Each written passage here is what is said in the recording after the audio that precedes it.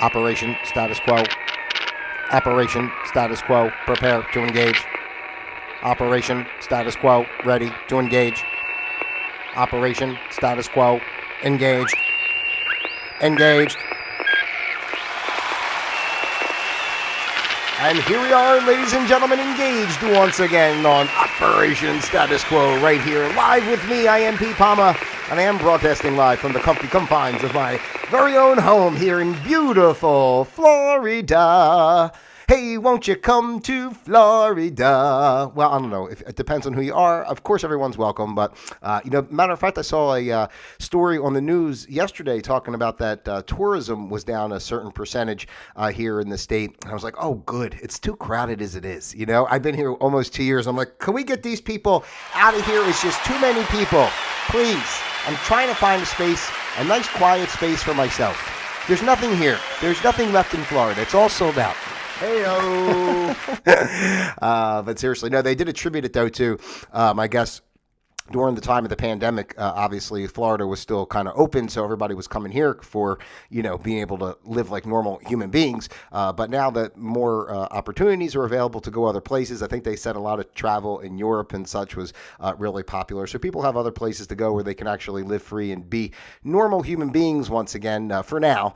So as much as they can in this crazy world of turmoil that we're in. But, I do find that an interesting dynamic, by the way, that and hello and welcome before I even get started. Hello and welcome to Operation Status Quo. This is the space where we observe the status quo of life. We learn to flow with the status quo of life. And then, of course, we create our own flow of quo, because that's the only way to go. So, I was just saying it was an interesting dynamic that everybody was coming here and now things are open. And, even though the world is still so crazy, like people have been so pent up, right, over the last couple of years that they're looking, especially this summer, I think was really the first one where it was just like no holds barred, people going wherever, things kind of died down. I'm not even sure what travel requirements are. If you go to other countries and such, if you have to show any papers of being vaccinated or anything like that, I have no idea because, I still kind of mostly refuse to fly. I just don't want to be bothered with the airlines. They're just like, they're so horrible. I'm like, I'd rather just, drive wherever I have to go. If I have to, maybe I'll rent an RV if I want to take a trip somewhere. I don't know. Obviously I can't leave the confines of the mainland because unless I get a boat, I guess I can do that too if I get a boat. So I'll have to look into all these travel options for myself. But I'm in a place that is like a permanent vacation spot. So I really don't have much to complain about being here in Florida. I'm a beach person. I'm near beaches, lots of beaches, beautiful beaches. So, where do I need to go? Really, I'm pretty settled. So anyway, hello and welcome. And I'm glad you're here. If you're new here, thanks for taking the time to be here. I always appreciate it. We have a lot of fun here on Operation Status Quo as we observe what's going on in the world. We just kind of talk about things and create a space for a little bit of happiness in your day. That's what it's all about here on Operation Status Quo. And today's a Friday, so we want to have a little bit of fun. It's the 18th of August in the good year 2023. And the episode today is This Day in History. That's right. I look back, I haven't done This Day in History since the beginning of July. So I said, let's do This Day in History today and have some fun, because we talk about so many things. If you're a regular viewer of this channel, each day is basically kind of a topic, but I like to kind of branch out a little bit and have do different things. I should do more different things, quite honestly. Other lists. I like doing different lists and stuff. I don't know, just for fun. I find it fun to read off a list and like make fun of the stuff it says best I can. And that's exactly what we do here with This Day in History, because we know we're looking into what happened on days like today, but not today, because today is its own day, and the days we will be talking about have already passed us by. But at the same time, we are getting the skew, as it were, of mainstream propaganda. So we have to take all these events of this day in history with a grain of salt. Not to say they didn't happen in some capacity, but never to what they said. And, I was going to do an episode, before I get into this real quick, I was going to do an episode about this Maui thing, the fire in Hawaii. And I just really just want to say the more stuff I see about this fire and the more images I see, it's just like, come on, people. I'm just saying, for those of you, I know some people probably who think I'm too conspiratorial, don't watch me at all or never pay attention because I think I'm just ranting all the time. But if you're someone who's a little bit open-minded, and you like hanging out here, I would say to really kind of look at things. I don't know what, I'm not saying, right? I don't know what happened, but when you look at the way those cars were burnt out, and then they're telling stories of finding families huddled together that looked like Pompeii, like just like ash, and they're like frozen in time. I'm saying, that's a pretty, that's like the equivalent of like, volcano heat and stuff. So I really don't think, I know the winds were blowing and the fire was burning and all that kind of thing, but there's just so much between, the roads that were closed that didn't let people out. And then right after all this happens, all these people are swooping in, trying to buy up the land on pennies to the dollar.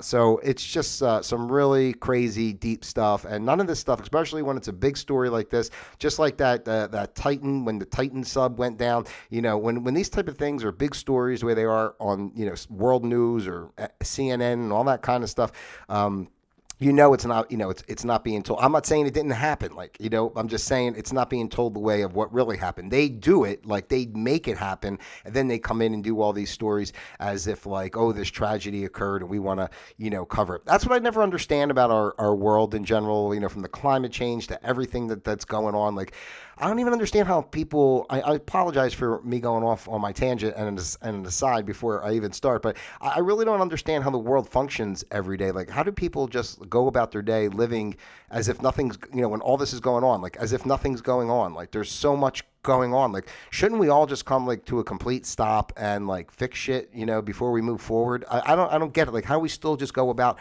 our everyday lives. And I know there's a lot of people that think this is life and, these people who are in charge are really taking care of things. And I mean, but it can't be. It can't be that you have like, economic problems and food shortage problems and wars going on and aliens land, blah, blah, blah, and everything happening. And we just go, oh, it's Friday night. What's on TV? Oh, we're going out to the bar. And I'm not saying, that stuff's bad per se, but I mean, right? How can you even relax and enjoy? If it's that dire and all this shit's going on, we shut down the world for the fake pandemic, right? So at that time, we should have fixed everything before we got back out into normal life. We should have said, let's straighten all this shit out before we move forward. But I think that's, that was this catalyst to get us to start thinking about straightening shit out. So I guess we'll have to wait for the next big event to occur. Then when they try to lock us down or whatever happens again, some nuclear bomb goes off or whatever, a dinosaur walks across North America. I don't know. Whatever happens next to get everybody in a feverish, furry fury, whatever the hell I'm trying to say. But anyway, I just don't get it. I'm thinking about it. I'm like, damn, like I was sitting outside yesterday and I was just like, just watching the traffic go by and everybody doing their normal thing. I'm like, wow, they come on the news and they talk about this thing is happening and we're steps away from nuclear bombs and we're steps away from, total world financial collapse and rah, rah, rah, and everything they say. And I'm like, what? And somebody's going through the drive-thru at McDonald's? Like, how's this going on? Like, shouldn't this be like we take care of it? It would be like if you came home and found like a huge infestation of termites like eating your house. Like, you wouldn't say, all right, well, let's go away for the weekend and do our vacation. Then we'll come back and we'll see if the house is still here and we'll take care of it then. It's like this is something that warrants an emergency. Like, you fall and slash your head open or something and blood is gushing all over the place. You go, I don't know. Let's go hit McDonald's, and get a Big Mac, and then maybe the bleeding will stop. We'll see how it is tomorrow while you're bleeding out, laying there bleeding out. Like, this is something you have to take care of right away, right? So I don't know. That's how I see it. So I don't understand why the world does, but we know that it's all show and bullshit. So that's why we have Operation Status Quo, because we're here to just kind of observe that and not get worked up about it and say, well, what the hell am I going to do? Maybe I'm going to go to McDonald's too. I wouldn't go to McDonald's and I wouldn't recommend anyone going to McDonald's, but if that's something that's on your plate, then I guess you could do that. All right, so let me do, I got to blow my little horn before we start here. It is time for This Day in History. And it only took me about 10 minutes to get into it. So, all right, here we go. What happened on this day in history, ladies and gentlemen? Let's have some fun. And please, as I'm saying these things, drop some comments in the comments and let me know what you think about the events that occurred on this day in history, because your participation is really loved here on Operation Status Quo, and I appreciate it. So on this day, August 18th, 1973, that was my birth year, ladies and gentlemen, the Texas Chainsaw Massacre. That's right. According to the 1974 movie, which claimed to be based based on actual events. The Texas Chainsaw Massacre occurred on August 18th, 1973, and while the movie was in fact mostly fictional, the character of Leatherface and some story details were inspired by the crime of murderer Ed Gein. I guess it's Gein or Gein, G-E-I-N, maybe Gein, right? Who robbed graves and made trophies and keepsakes from human body parts. Oh my goodness gracious. It seems like a lot of work, right? Is that what this guy did? He actually, he was a murderer who robbed graves. So I guess, well, now I'm confused. He was a murderer who robbed graves. So did he murder somebody? Is that separate from robbing graves? Or did he murder a person, wait for that person to get buried, and then go rob their grave? This is something we're going to have to research because I'm a little confused on that. I just thought the guy, was never really into Texas Chainsaw Massacre movie. I'm not a horror movie guy per se, but I always just thought it was a crazy guy with a chainsaw chopping people up.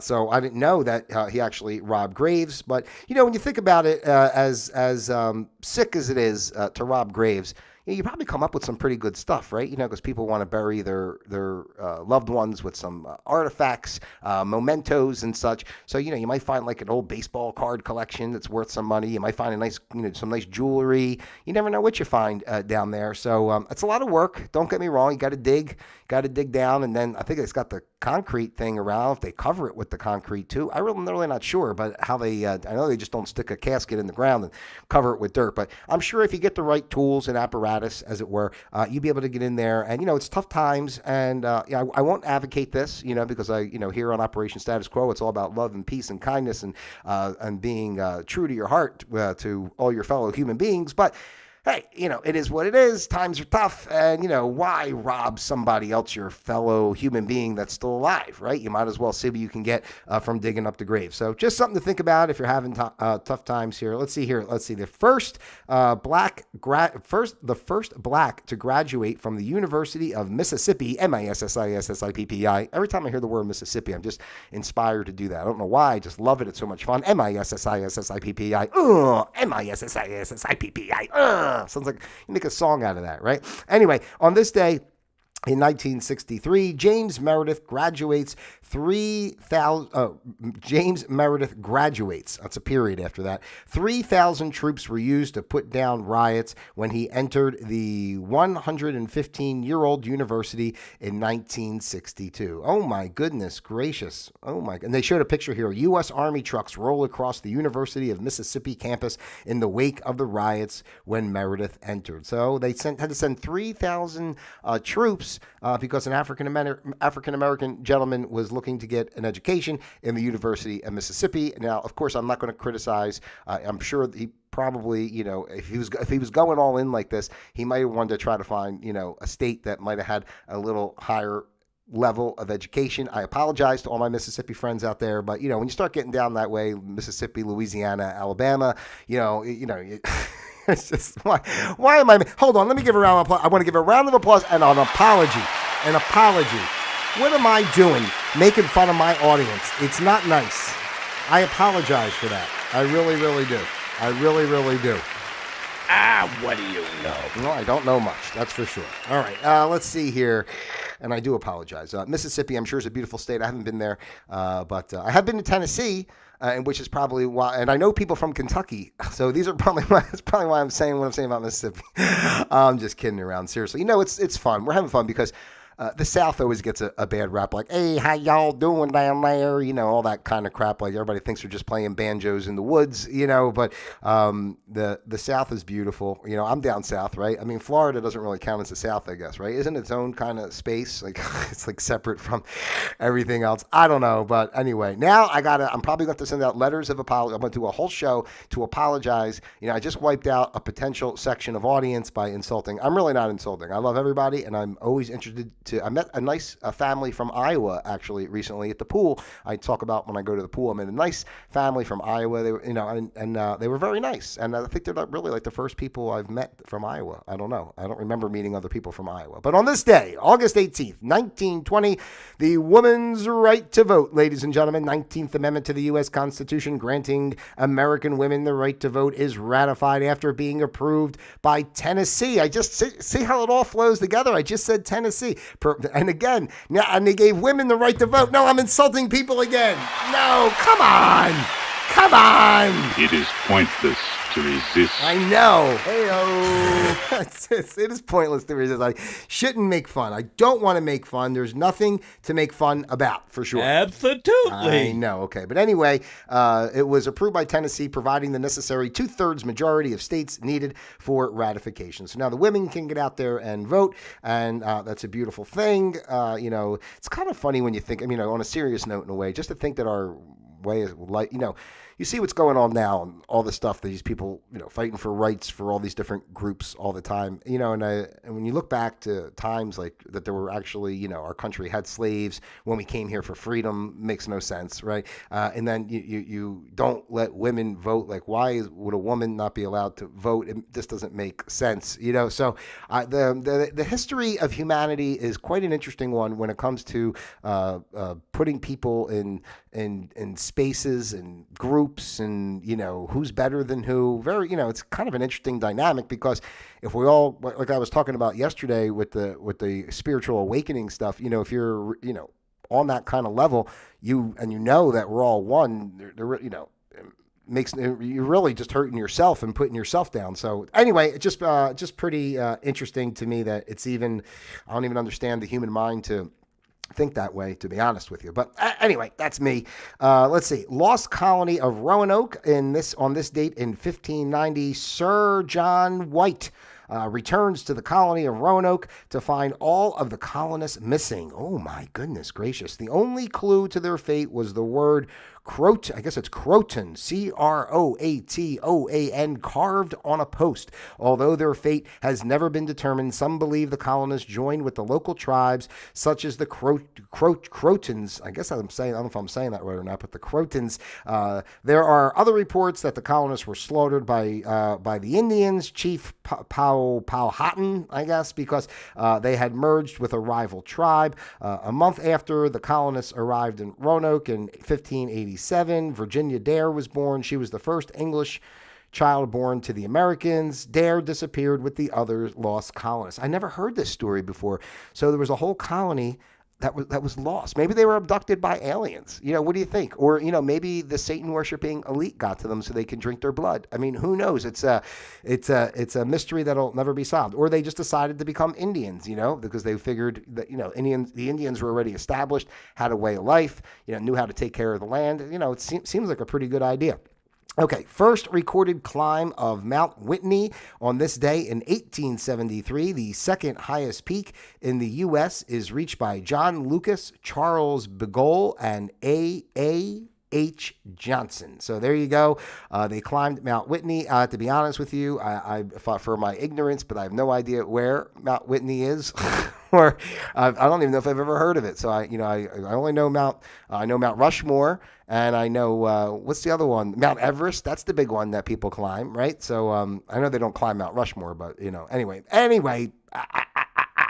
The first mail ordering catalog. How about this? Remember back in the day when you used to get those catalogs in the mail, like Spiegel. I remember Spiegel's and Best, B-E-S-T. They had stores, but that you could order online and it would send you stuff. What was cool about that store, Best, though? Because you can go to the store and you would order something, like you go in, you order, and then it would come down like a conveyor belt. It was like so much fun to buy stuff there. Like you didn't just go pick it up off the shelf. You said what you wanted, and then they sent it down, to the register area, I guess, on a conveyor belt. It was a weird. But it was fun. I remember that. That was back in my young days. But anyway, the first mail order catalog on August 18th in 1872. Montgomery Ward issues the first catalog. It consisted of a single 8 by 12-inch sheet listing 163 items for sale and included a money-back guarantee. Well, you can't go wrong with that, getting a money-back guarantee. And we should get a money-back guarantee. I think we should all be guaranteed here in this country at this time to get our money back. All the money they've been thieving from us for generations, right? Especially our the taxes and stuff. taxed all the time, taxed to death, and they waste the money on total crap. Like that's another thing with that freaking Maui thing, right? What did they do?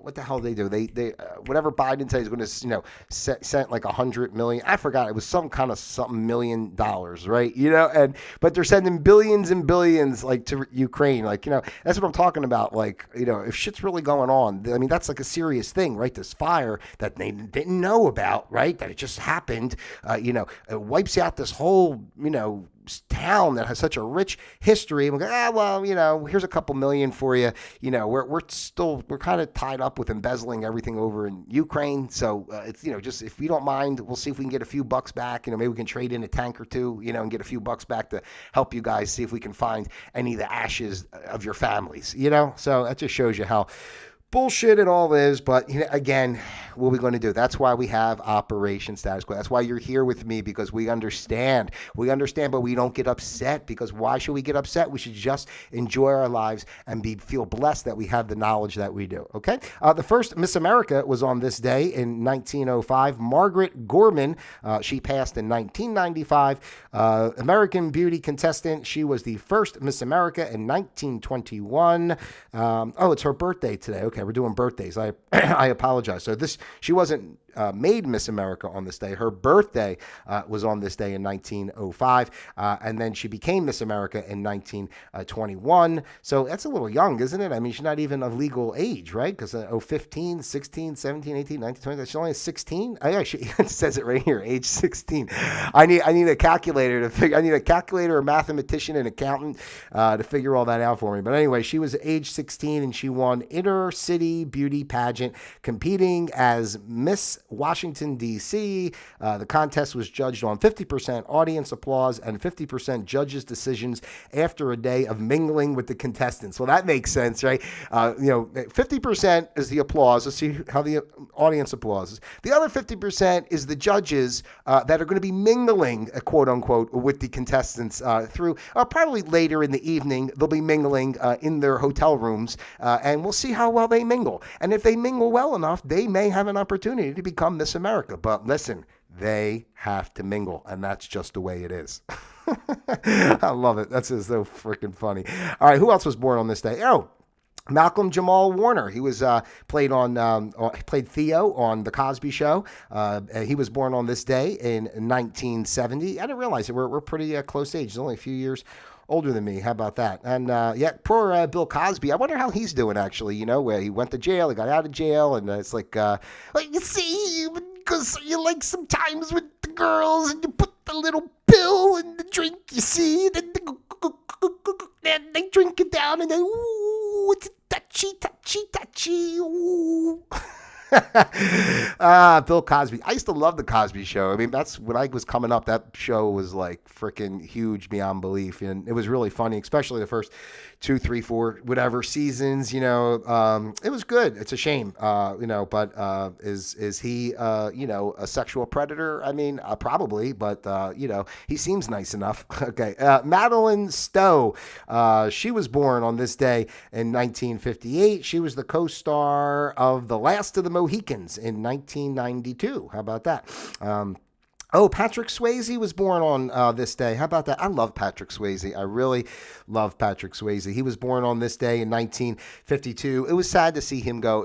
I know he's got obviously a lot of great movies, but I always just loved Roadhouse, so much. It cracks me up. It's like, he comes in and he tells the other bouncers in the place, I want you to be nice. If somebody says something rude or blah, blah, blah, blah, I want you to be nice. And he's like, until it's time not to be nice. One of the guys goes, well, how do we know that? You won't. You're the bouncer. I'm the cooler. I'll let you know. So that's serious business. Patrick Swayze, serious business. But he was great. What were the other ones that obviously Ghost, and he was in that one too when the Russians, right? When the Russians were, what the hell was that? Was that Red Dawn, I think, right? When the Russians were trying to take over like the town in some town, and the kids were fighting back. They did all that crazy stuff, especially in the 80s, man, with the whole thing with the communism and the Russians invading. It's just, it's pretty funny. All right, Martin, that's just the propaganda is what I'm saying. That was the level of propaganda then. Now we got the level of propaganda now. But if you think back, like when I was growing up, that's time in the 80s and stuff, it was a big deal. Like you were thinking it was going to be a nuclear war like any day. Telling people about hiding under your desk. That was it. The day after tomorrow, or whatever that movie they showed. Day After Tomorrow. It's similar, not the Quaid, not the Dennis Quaid one, but the one they did was a TV movie, and they just showed like nuclear bomb hit and like just the whole city wiped out. Like just put people in as much freaking perpetual fear as possible. Martin Mull was born on this day in 1943. He was, what did he do? I don't know any of these shows. So if you know Martin Mull, he was born on this day in 1943. He was. It said American actor, TV. I guess he was on the show Mary Hartman, and then Fernwood Tonight. I don't know that at all. So anyway, Robert Redford, I know who he is. He was born on this day in 1936. Roman Polanski was born on this day in 1933. Is he the one that? What did he do? Let's see. He was married to actress. Oh, I know he's got a lot of. I know he has a lot of history. In 1977 he fled the U.S. while awaiting trial for raping a 13-year-old girl. Oh, well, there you go. It sounds like a nice guy there. And of course, he was a film, a director, a film director. So you know how it is in Hollywood with all that pedophilia. But he was married to actress Sharon Tate when she and others were killed by Charles Manson's followers. So I guess he had some interesting ties, that's for sure. Rosalind Carter was born on this day in 1927. Of course, that's our buddy Jimmy Carter's wife, the first lady. She was the American first lady. The Peanut Man, Shelley Winters. Oh, look at Shelley Winters in this picture. She looks great. I saw her in that movie Poseidon with back in the 70s with was it Kurt? No. Yeah, what's Kurt Russell did the newer one? It was Gene Hackman, rather. Gene Hackman. Yeah, she looked. She was a little heftier then, but she looks really nice. She looks really nice in this. You get old, what are you going to do? Yeah, but you put on a few pounds. But she was born on this day in 1920, and she died in 2006. Let's see. Caspar Weinberger was born on this day in 1917. American politician, Secretary of Health, Education, and Welfare from 1973 to 1975. He was also the Secretary of Defense under President Ronald Reagan. He was indicted in the Iran-Contra affair, but pardoned by U.S. President George H.W. Bush, right? So they do all this illegal crap, and then they pardon each other. It's beautiful. I mean, that's really beautiful. Who else was born on this day? Marshall Field, American businessman. He founded the department store chain bearing his name. So he died of pneumonia. Contracted, when did he get that? While playing golf with Abraham Lincoln's son. Oh my God. The customer is always right is the phrase that is attributed to Marshall Field. So I guess Marshall's is Marshall Field. I didn't know that.